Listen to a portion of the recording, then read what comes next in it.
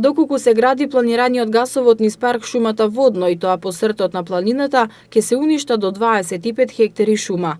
Проектот за изградба на гасовод на Водно е одобрен уште во 2010 година, кога Министерството за транспорт и врски направи физибилити студија за влијанието врз околината.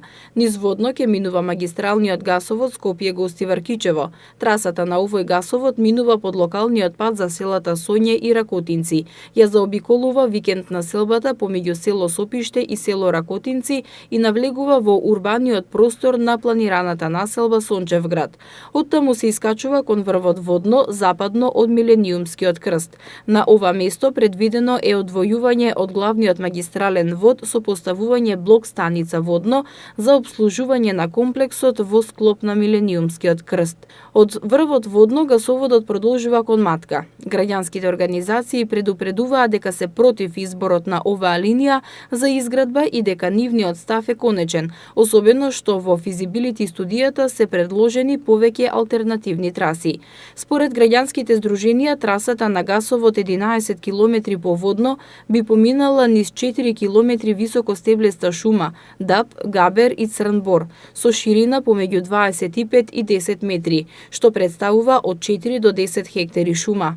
Таа би ги уништила живеалиштата на значајни видови, од кои еден е ендемичен скакулец кој живее само на Водно, растенија кои имаат меѓународен статус на заштита и се наоѓаат на светската црвена листа на видови кои исчезнуваат, како и на неколку ретки и значајни видови печурки.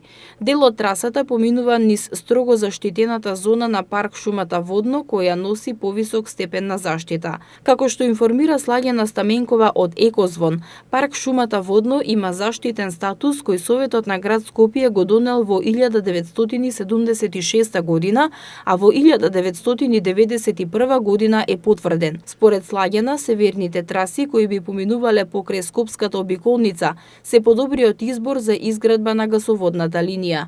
Образложувањето дека тие се избегнуваат заради пресекување на водоводните линии од Рашче кон Скопје е неизбежно, бидејќи и планираниот гасоводен крак за Косово го прави токму тоа. Овој факт е потврда дека изборот на трасата низ парк шумата Водно е неоправдан. Стаменкова додава дека вице-премиерот Кочо Андјушев во еден разговор тврдел дека промената на трасата би го одложила градењето за 5 години, но таа лично смета дека тоа би било добро решение ако на тој начин парк шумата Водно се заштити. Еколозите се и против предлогот за стеснување на трасата на Водно од 25 на 10 или 15 метри, бидејќи на тој начин би се излегло од рамките на проектот и од стандардите на изградбата, што според нив може да значи и нарушување на безбедноста. Според информациите од владата, во моментов течат финални консултации за проектот за гасификација, а наскоро ќе се знае и конечното решение.